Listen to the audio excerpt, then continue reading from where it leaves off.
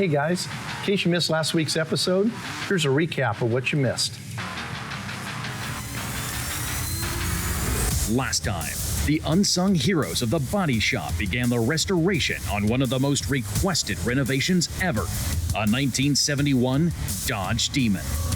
This time, Mark and Doug fire up the engine for the Turbine Bronze 1968 Charger, while Dave preps the firewall for its drivetrain installation. Let me get the old eyeball on here. They're coming to get you, Barbara.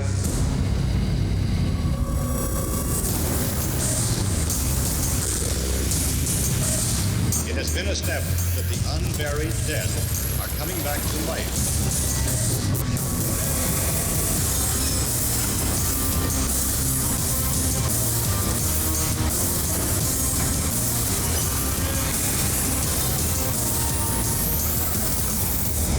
Because of the obvious threat, this station will remain on the air day and night. Woo! L parking brake. So a lot going on right now, of course, like there always is at Graveyard Cars. Lots of cars, lots of parts, lots of pieces. Probably 24 projects right in the middle of all of them, so we're gonna hit as much as we can this week. One of the things I've got Dave doing is some of the under dash plumbing in preparation for the dash assembly on our 1968 Charger. One of the first things he's putting in is the parking brake assembly. That goes on the left-hand kick panel or A-pillar area. What's cool about this little 68 Charger, it's an MM1 car, or just M would be the paint code if you actually look in the book, and that stands for Turbine Bronze Metallic. It's beautiful. And frankly, we don't have another one of those cars in that color here, in anything. No 68, no anything that's MM1 except for that car right there. So that is, and that's the first one Will's ever painted as well. All right, right now Dave is installing the emergency brake or park brake system in our 1968 Dodge Charger. I don't want to stop him and make him show all this stuff in real time over there. So what we've done is simulated the exact same parking brake system over here so you can see how it works when it's actually in the car. To help me, I have my trusted understudy cousin Dougie. Yeah. Yeah. He's gonna help me show you how this works. So let's take a look at the actual mechanism itself. That's what Dave's putting in right now. So if this unit were actually mounted in your car right now, all you would see is from here down. That's what would show from underneath the dash, is this lever, which is why it's painted black, by the way. You would sit down in your car, your big, beautiful Dodge Charger, you'd stomp this pedal down, and that would engage the parking brake system. So let's talk about what all is moving when I do that. We'll reset it. Number one, you'll listen as I go through that cycle. And it gets harder and harder. That's because it's bringing the tension of the shoes out, which we'll show you in a minute how that works. Once you have that pedal down where it's got a lot of tension against it, that car's not going anywhere. You can put it in neutral and you're not gonna move that car if everything's working like it's supposed to. When you wanna take off, this is your brake release. You just pull it. That releases the pedal, it comes back up, you're taking off. So that's the pedal that you see. And the only other function that you have right here is this little tab, this little bullet. It goes onto a tab that is designed to ground, okay? This normally has a wire that goes up underneath the dash and a light will pop on. That light will say parking or brake. The way that's engaged is when I push this pedal away, you see it touches, then it's back. Every time that pedal's down, the light's on. Every time the pedal's up, the light goes out. And so what we're doing here is we're transferring the energy from this lever back to our back brake shoes, and we're doing it with this cable right here. In this particular case, I've got this set up like an A body. So it's got this main cable. This cable goes in through the mechanism into a small clevis pin right there, and that clevis pin holds that brake cable in place to the mechanism itself. So when I cycle it, you see the tension on that cable coming up. Okay, so this right here is the right-hand rear parking brake cable. This is the left hand. If these were in the car, they would actually be located in a little bit different spot, but I put them here just so you could see how it works. This rod is an adjustable rod that goes onto this coupler right here. The other end of that cable, as you watch it, would go underneath the car and up into the driver's compartment. That's what Dougie is. Say hi, Dougie, you're the driver's compartment. Hello. Boy. Anyway, what's gonna happen is he's gonna cycle that emergency brake or parking brake pedal. And when he does, these are gonna expand out and go back, expand out and go back. So Doug, go ahead and cycle through it. A little more so we can see the action. So what you see is those things going in and out like that. These right here are gonna press against a brake drum. So let me show you how that thing works. This would be the brake drum. This shoe right here would be pressing against this section of the drum right here. This shoe would press against here, okay? So with that, I put our brake drum back on. So what I do here is you see that I'm moving it back and forth. As I move it back and forth, it shows. What? It shows that it's free like that, okay? Now, when I tell Dougie that I do want him to go ahead and press it down, which is different than right there when I was just. Can you let off? Sorry. It's okay.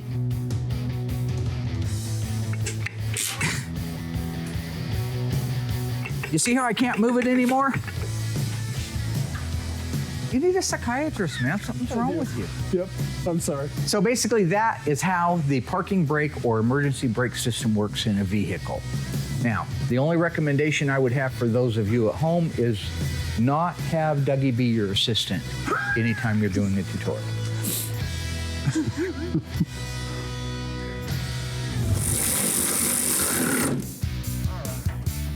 Right there, so parking brake in. So I'm gonna get on out of here. Okay, all right, let's get out of here. With some of the components able to go into the 68 Charger now, I want to move forward. We've got the engine and the transmission done. They've been on a jig now for a little bit. We want to move them outside. We've got a brand new engine run stand, which actually really isn't an engine run stand, but an engine run assembly that's going to work with our stand. So I'm excited to get going on that. We should be able to fire it up, go through all the fluid levels, get that system ready to go into the car. Okay, have you primed the carburetor yet? No, sir. Okay, why don't we put some fuel in the carburetor before we start cranking it over. Doug and I are out getting ready to fire up the 1968 440 Magnum. This is the numbers matching engine for our 68 Charger RT, the MM1 turbine bronze metallic, I believe. White Bumblebee. Yeah. I haven't put Bumblebee on yet, but I will, and it'll be beautiful. This is the original numbers transmission, numbers engine. We're gonna fire it up on our new Easy Run stand. I'll show you a little bit about that as we get started, but right now, we're gonna get the engine running. What do you think? Will it run? You're a gambling man. Will she fire right off? It's what we do every day. It's gonna run. Why are you staring at me? It'll run. Oh, sorry. Now, the fun side of working with my cousin Doug is I love him. I mean, I've said it before, we've known each other our whole lives. He's a very methodical mechanic, much like myself. He's a great diagnostician. He doesn't jump to any conclusions. He's a good tech, a really good tech. But I always am a bit bewildered by some of his behavior. That's what I mean by, I think maybe there's like a delayed reaction, right? Maybe like if it comes out of my mouth and it hits his ears, and most people would take like a nanosecond, I think he takes like a nanominute. So he kind of looks at you confused. And that always throws me off because I don't know if he's looking at me confused because he disagrees with what I said, or if he just doesn't understand what I said. But at the end of the day, while I do love giving him crap, and I do think he's, by the way, from another planet, I did figure that out. He's a good-hearted guy, and I do love working with him. It's great to have him back here. Watch your fingers. I put a lot. This ain't no 318. This is a 440 Magnum. Yeah, I usually dump a couple gallons in there. Nitro? Okay. That's what that is. We got fuel in there. Let's turn our ignition on there, Cousin Doug. Contact? So we have, yep. So we got our ignition in the on Yes. position. We Look got at that. gauges, good. Uh-huh. I want you to turn your coil power on. We don't need the fuel pump because we're using the original mechanical fuel pump. So what's cool about this system that we had built, we can roll it right up to one of our engines on our engine stand and pretend it's in the car. We can top off every fluid level. If it runs and works good out here, and with no leaks, no problems, it'll do the same thing in the car.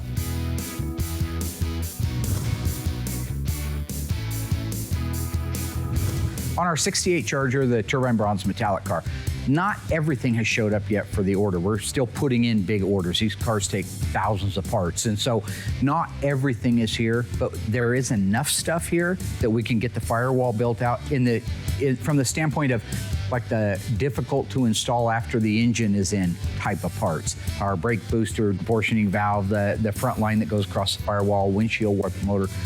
Because other things like the windshield washer reservoir and the horns, we can put those on anytime after they come in. So I've got Dave bolting those pieces in, so when we are done, we can mount that transmission and engine in the car, be a roller. Here's our brake booster master cylinder assembly. We're gonna put in our 68 Dodge Charger here. As you can see, I got everything built out on it. All right, so we're gonna feed that right through there. Line up my holes. That top one goes on there, just like that.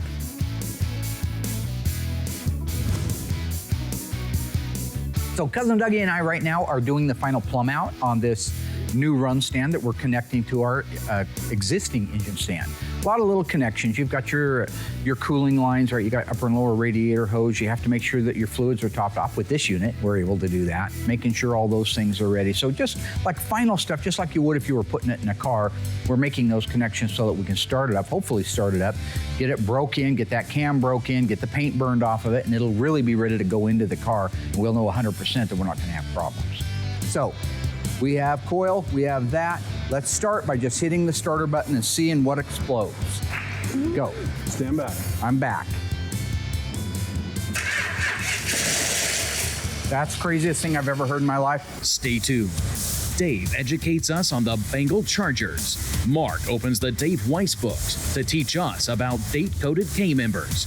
And the Ghouls install an original front clip in pristine condition to a 1969 Plymouth Cuda.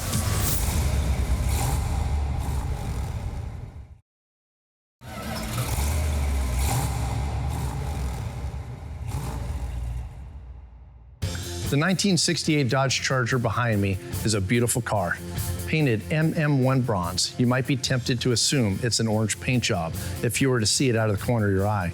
In fact, in 1968, there was no orange paint available on the 68 Charger. But I hear you saying, Dave, I've seen pictures on the internet of a 68 Charger painted orange. First of all, people do repaints all the time, so don't be silly. Second, what you're probably looking at is a very rare Charger with a special option paint, commonly referred to as the Bengal Charger. When the Cincinnati Bengals, yes, the football team, was first created in 1967, they were added to the roster of teams for the American Football League. Local Dodge dealer Tom Neer was a devoted fan of the AFL and was excited to have an expansion in his hometown, so he ordered some Dodge Chargers for his dealership to commemorate the new team. Tom didn't want just any old Charger though. He wanted something that would sell, so he asked Dodge if he could get the cars in orange and black, which would be the colors of the Bengals uniforms. Well, as I already said, Dodge wasn't offering any orange that year, so they said he can get the color if he ordered at least 50. Tom did, and Dodge put together 50 Chargers with the 999 paint code for special order paint. The cars were painted Omaha orange. They also had special badges made that were added to both front fenders that read Bengal Charger, as well as the bumblebee stripe on the back, black vinyl top. Incidentally, Omaha orange would later become K2 for vitamin C orange. Of the 50 that were made in 1968, only a few were known to have survived. So when you see a 68 Charger and it looks orange, chances are it's either an MM1 bronze or a repaint, or you might just be looking at one of the rarest and often forgotten special order Chargers ever made. Just about a half a turn on that critter. Thank you. All right, let's start this mother biscuit up. So Cousin Dougie and I are in the middle of making all the connections on our 68 Charger RT, numbers matching 440, doing the things that we need to do to be able to fire it up. Hopefully, that's exactly what it does. It fires up, runs good, cam breaks in, and we're golden. Crank her up.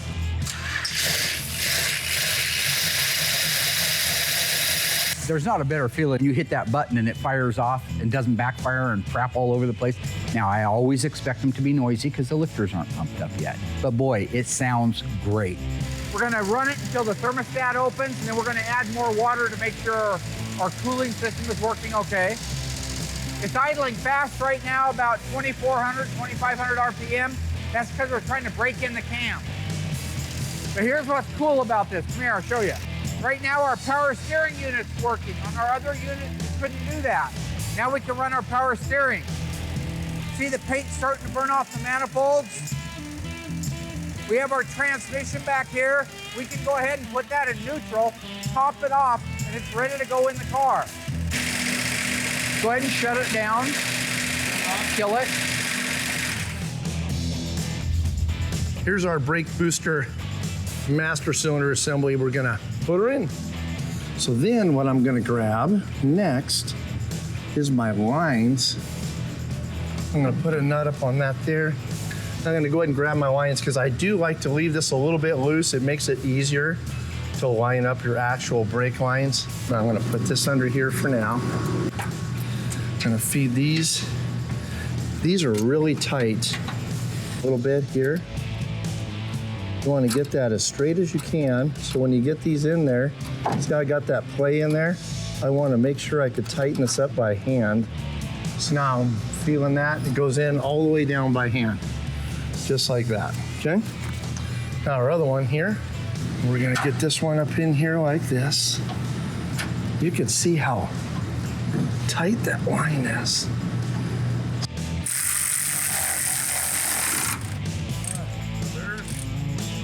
Just want to make sure nothing's rubbing together, and I'm going to move this spring up just to give that line a little more protection. That's what those springs are for, is something rubs on it. Doesn't rub through your actual brake line and cause a leak. So anywhere there's a bend, it's going to be on there, or anything, something crosses the other one, it's going to be on there. So there's that. So now I'll grab my wiper motor. My wiper motor will go right there. So let's grab that dude. Okay, so right now I'm just gonna have Doug check the water. Go get a rag in case it pukes on you. That's what happened to Royal. Did you ever see that? I said, don't take that off of there. I'm Royal Yoakum. I change locks for the school district.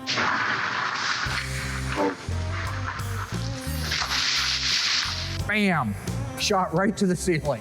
Absolutely. So be careful. So when you start one of these engines up, whether it's on an engine run stand or whether it's in the car, there's a purging process.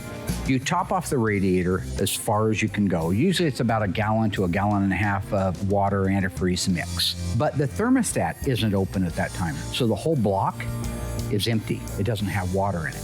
What you have to do, and this is where you have to be careful, is you run that engine up until you believe that the thermostat has opened. You feel that upper radiator hose. As soon as that thing gets hot, you know the thermostat's open. You also know it just sucked 1 gallon right out of the radiator and put it into the engine. That means the radiator's low now. So if you've been watching Graveyard Cars for any period of time, you know we run a lot of our engines, try to get them all, on this engine run stand, the Easy Run engine run stand. What we loved about that was that you could take an engine, move it over to the stand, make your connections, run it, make sure that you don't have oil leaks, make sure that it doesn't overheat, make sure that the carburetor's dialed in right, all these little things. And so it's much easier if it's kind of a failure to do it on that stand than if it were in the car. Okay, so right now, we've got great oil pressure. The engine's running really good. Running about 2,500 RPM. I'm gonna back the idle down. The cam is broke in. Then we'll shut it off.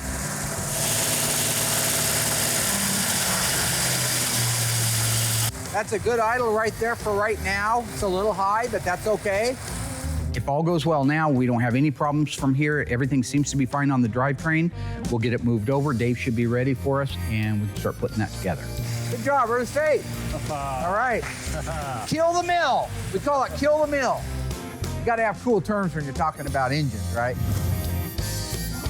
3-speed wiper motor, beautifully restored. Look at that. I mean, yeah, it's just beautiful. It's got a different style of case on it.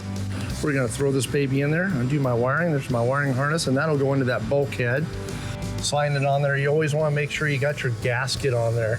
If you don't have this foam gasket on right here, when water goes in there, it's gonna go right into your floorboard. So make sure you put a new gasket on there. And then make sure you got these little sleeves in here too. That keeps that rubber from crushing. You need that little bushing in there. Most of the time when you pull your wiper motor off, all those little bushings fall on the ground and you lose them. So, and as I tighten these down, it'll strip off the paint just like it did back in the day. If you have a 1970 Dodge Challenger with option code C62, it means you have an adjustable driver's front seat. Besides forward and backwards, what other ways does a seat move? Does it move up and down? Does it tilt forward, tilt backwards, or does it do all of the above? Check out the answer after the break.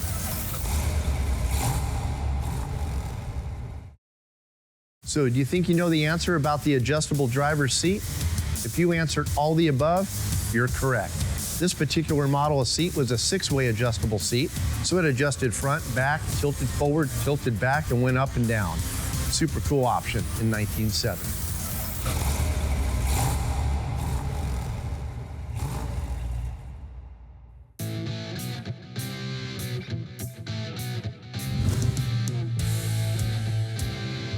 On our 1969 Cuda, now remember this was our 383 4-speed A57 car from, I think, last season we introduced it. Blue on blue car, very rare, they made 23 of them. We're up to a point where we're ready to install the used front clip. So I'm gonna take a few minutes, I wanna talk about what that means, why we decided to do a used clip, and some of the steps that have to happen in order to get that done. The clip behind me right now is the one that's going on the car. They've already took some time the other day and cleaned all the old parts, what they call the cut and trim. Get everything off of it that's garbage, it's not gonna be reused, is off of there.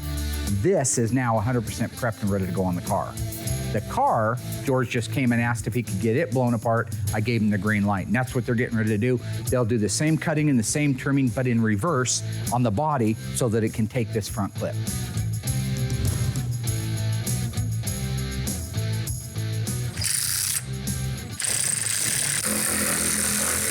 Kind of looking at that gasket, make sure it's fresh.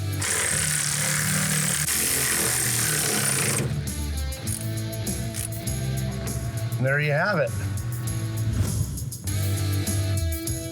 Okay, George and Adam have the 69 Cuda completely cut apart now. So that means they've got all the old pieces and parts off of the car everywhere that the new donor clip is going to intersect with. So what I've got out here right now is the torsion bar cross member that is off of our donor clip. So that clip up there once had this unit built into it, and we've had to dissect it out. And the main reason for dissecting it out is the way we want to put that front clip onto the car, we couldn't have done it with this piece fastened into place because it has to go up, over, and down and marry into the rocker. So we dissected this piece off. Now, originally we were going to leave the original torsion bar cross member in place, but we chose not to because when we got a little closer look at it, at a glance it looked like it was pretty solid, but internally it had rust issues. So if you look down in here especially, you can see the deterioration way down in there. If it's rusty, if it's bad, if you're seeing signs of that or excessive pitting, it's also thin in other areas. The integrity of the metal has been compromised. Let's take a look at the inner fender and frame rail. Now this is the one that came off of the 69 Cuda originally here on the right-hand side, and that one is the one for the left-hand side. This cutout area here once went all the way over to here. Okay, that would have been the end of the inner fender. Now this cutting here that you see is brand new. See how it's turned white? That's because that's where the body man, just to get it out of the way so he could drill up to the firewall, he went ahead and used a torch. But you look here, this is an older cut. The reason for that cutout is if you had a big block in an A body and you wanted headers, the only way they had them back then was fender well exit headers. So somebody took a torch, cut out this inner fender well, and then bolted the headers on, and they would have came out through here, just behind the right front tire, got straight down to the ground, and then tipped back into a collector, and you would have ran exhaust. They still make them today, but it's a shame that they had to destroy the inner fender to do it. Now here we are 40-some years later. It wasn't just that, but if you look at the decay, this is the inner part of the shock tower, very rigid piece of steel. This window that you see shouldn't even be here. That's where it's rusted completely away. Same thing up here. These areas where you can actually see the shock tower means the apron panel or the inner fender is completely gone from it. Same thing here, you got a hole. You can actually stick your hand up through that hole. You shouldn't be able to do that. So that meant that the inner fender was bad. We've got the exact same thing if you look at this one going on over here. Now, the other piece that it's married to right now is the frame rail itself. So let's take a look at that. This is the inner piece that makes up the frame rail and the outer piece. It's stacked metal. When metal rusts, it swells. If you look, you'll see it almost looks like layers of other metal. That's rust and decay. When that piece and that piece are swollen the way that those are, that means that there's rust in there. If you go down to this section here, you'll see that this inner piece and this outer piece are nice and flush together, all the way up through here. Really nice. But as it goes further forward, water got in there and it started to swell. And the more it swelled, the more damage it did. So that's why we decided that we would do aprons and rails on the car. Okay, now that we have the engine running good, I have to get it all cleaned up and put on the installation cart to take over to Dave's area for installation.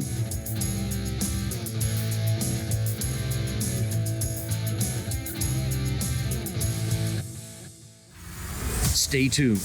Mark resumes the walkthrough of the front clip donation for the 1969 Plymouth Cuda. And Dave continues plumbing out the 1968 Chargers firewall in preparation for its drivetrain installation.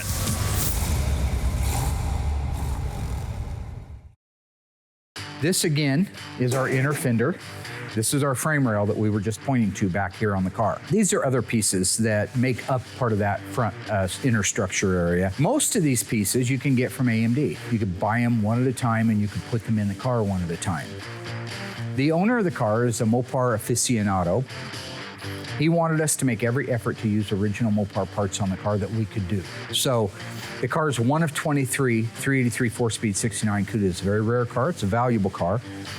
He provided us with this front clip. He had found one that had the exact same radiator opening, the exact same measurements, the exact same parts as what was on his car, except beautiful, not rusty. The big hole that we had on our other panel from the fender well exit header, obviously that's gone. You look at our metals, the frame rail metals, there's no swelling in between them. There's no damage from rust. The other advantage to putting a unit on like this is all your original spot welds that we work so hard to duplicate. We don't have to work hard at it because they're already there. So what we're doing is we're gonna put a front clip inner structure on that car so that it's undetectable as to whether or not it had a clip put on it. That's our goal.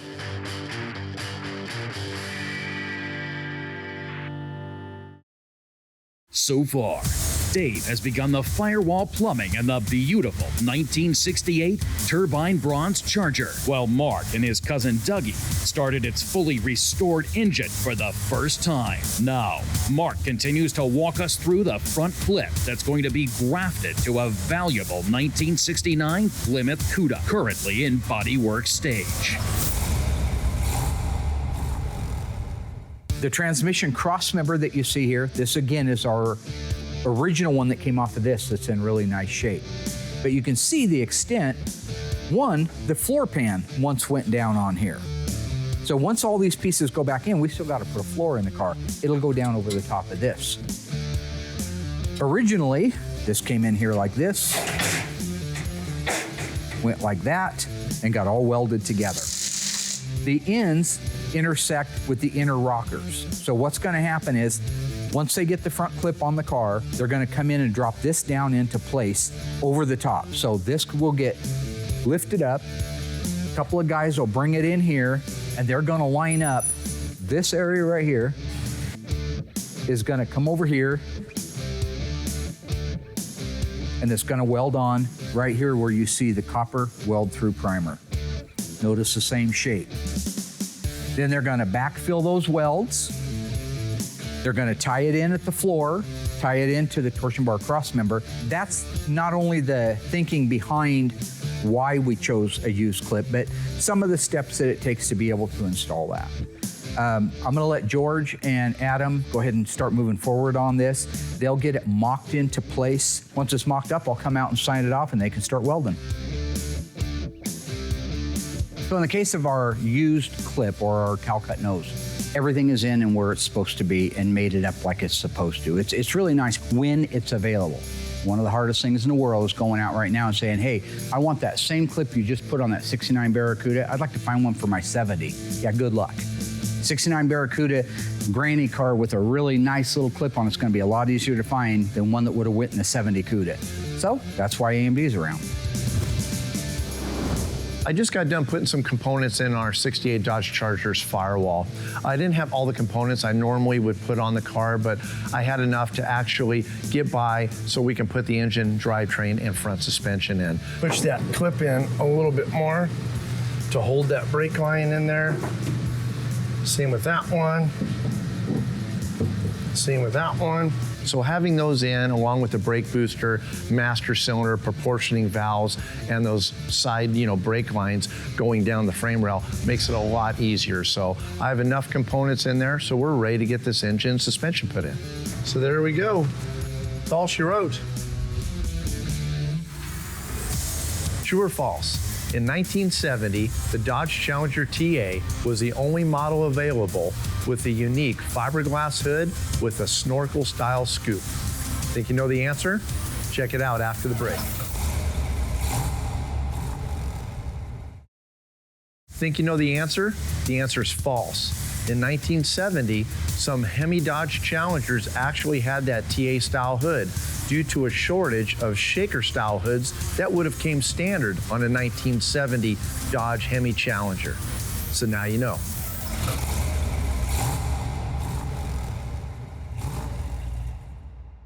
Hello, everybody. Welcome back to another episode of Getting Wise with my friend Dave Weiss, who writes these really cool books. What I've turned to in the page here is the date code on the K-member. Now, the K-member, just at a glance, is this big bad boy right here. This is the subframe or K-member that the engine and all the suspension bolts to. What a lot of people don't realize is there's a date code on there. Now, this is a regular wedge K-member, so it's like 383, 440 type K-member. You see this little square box here, it's got a 3449 and a 1 over here. This code means it's the 344th day of 1969, and it was built on the first shift. This particular car was scheduled to be built October 9th, 1969, which is the 282nd day of that year. So if we come down and we take a look, here's the stampings. You can see they're actually hand stamped into the steel, the 252nd day of 1969, as well as the first shift, like our reference manual has. We know the car was built on the 282nd day of 1969, so this is 30 days ahead. This thing was built a month before the car. That's a perfect date code for that. Okay, so the next thing we want to take a look at here that I've got marked is in our electrical appearance section, talking about the 426 Hemi spark plug wires. The wires that I have on here are replicas of the originals. They have the right date code on them, but there are subtle differences between the reproductions, which are very, very nice, and the original ones. If we look here, it says original 426 Hemi spark plug wires have a distinct mold parting line on top of the boot on the valve cover. In addition, the entire boot on the spark plug is very sharp in many details. The aftermarket boots have a softer details around the boot. Let's talk about this division line, this parting line. If we look right here, you can see they're highlighting and blown it up over here, this sharp ridge where these two are joined together. Here's an example on the aftermarket version. There is still a seam or a line there, but it's very soft. If we look at ours, we'll see what they're talking about. This is a very soft little edge right here compared to that rigid one they talked about in the book itself. So again, if you're at a car show and you're judging something for OE 100%, these spark plug wires might not make that call. But to buy a set of NOS spark plug wires, you could spend, I would imagine, thousands of dollars on that. So these work just fine in that situation. So there you have it. That is called Getting Wise with our friend Dave Weiss at mmcdetroit.com. How I roll. Now with the Cuda done, George can go on to the back half of it. Doug has the engine and the transmission drivetrain disconnected from the Easy Run, so it's ready to come over here. I want to work with Doug one-on-one, so I'm just gonna grab him. We haven't worked together, just putting an engine and transmission in probably in 35 years, so I thought that might be kind of fun. Are you ready? I'm ready. Let's do it. All right, so we're gonna install the rear end first. Doug, I think the car will need to come down. So these 4 studs right here go through these 4 holes right here in the leaf spring hanger, the reinforcement, all the way in, and then they get bolted down. At that point, we raise the back up, hang the shackles into place where they're supposed to go, and then we can let it down, connect the shocks and the rest of the lines. Got it. Okay.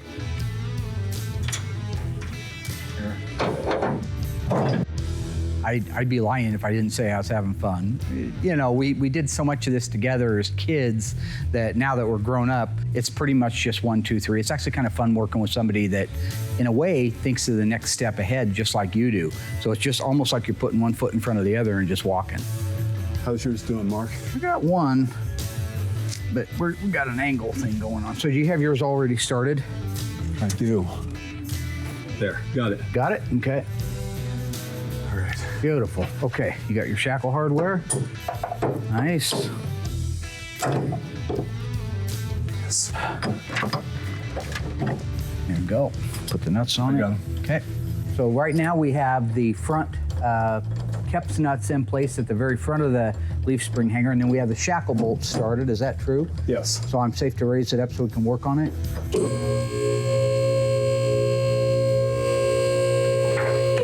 Okay. Let's tighten down all of our bolts.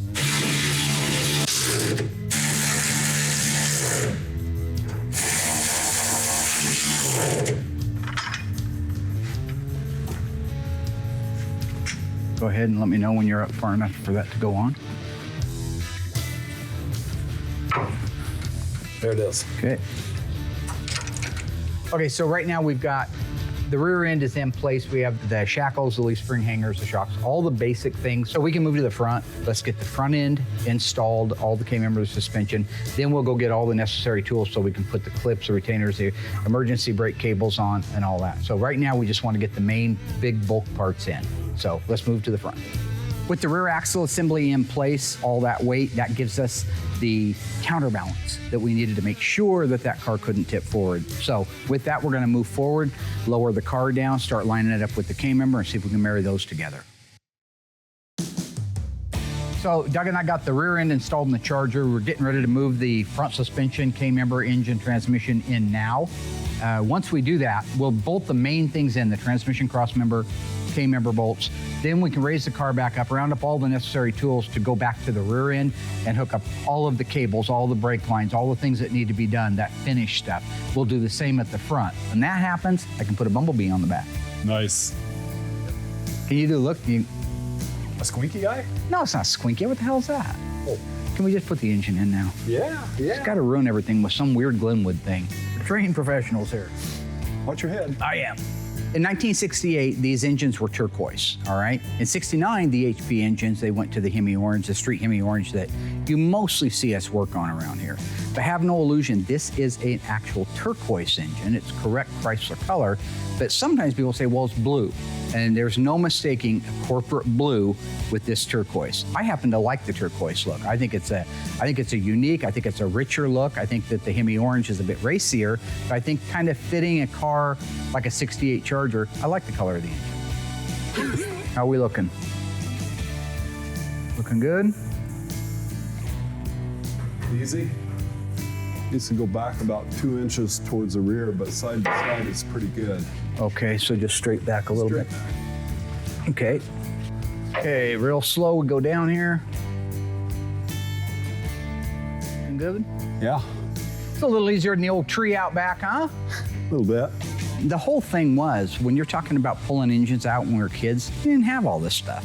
I mean, and I've got pictures of guys that send them in all the times when I talk about that. They'll send in pictures of them standing there in their stupid AC/DC t-shirt or Led Zeppelin t-shirt and crazy hair down to here. They're 16, 18 years old, lifting an engine and transmission out by an old tree in the backyard. Okay, it feels pretty good so far.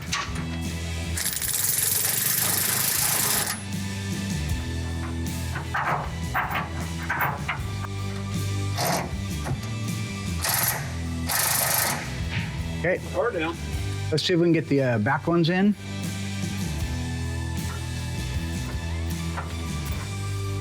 Beautiful. You love it when that happens. Yes. It doesn't happen all the time. That's great. Yep. Beautiful. Okay. Lucky. Right now we have the K-member bolts in place. Doug's underneath there putting the transmission cross-member bolts in. I'm gonna give him a hand with that. Once we get those in, we can raise the car up and then button everything up. And there's a lot of pieces that need to go together after that, so. Cousin Dougie! Chap, put that bolt in. I really want to put that bolt in. You had all the fun. I want to do it. Do that. Okay, put a nut on that. And next one. Back one here. You want a hammer? There you go. Just put the nut on there. You don't need to worry about tightening. We'll raise it up. Okay. Go ahead and move that light out of there, Doug. Set it down so it doesn't look like we're shooting a TV show. I think with Doug, like his elevator just isn't stopping on all the floors. And I love him, but I've noticed that the older we get and the more floors there are, the less stops it makes. You know, move the light. Like a caveman that probably just picks up a wheel. I could use this.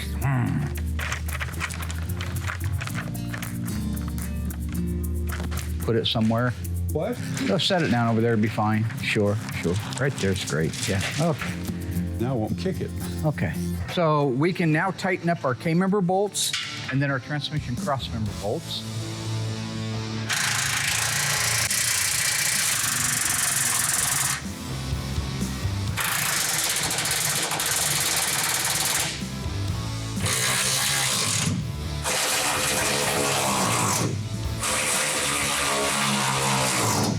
Good job. Okay. You saw Deliverance, right?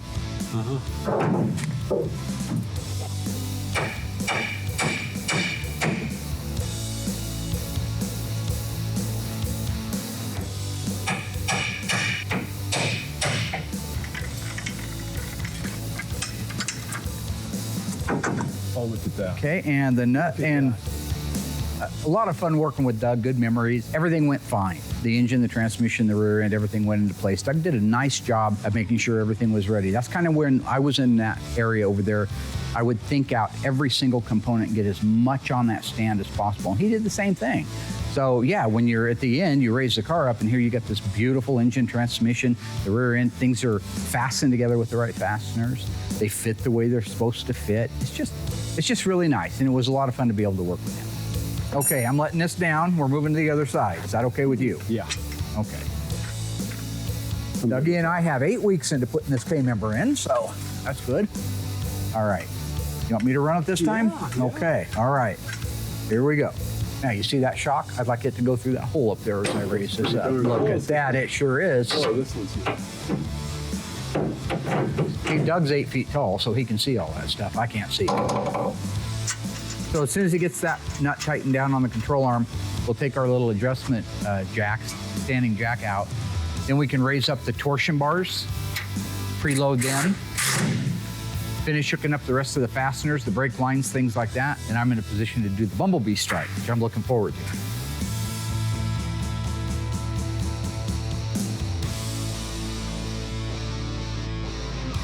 So all in all, we had a great week. A lot of stuff got done. This is just the stuff we have time to show.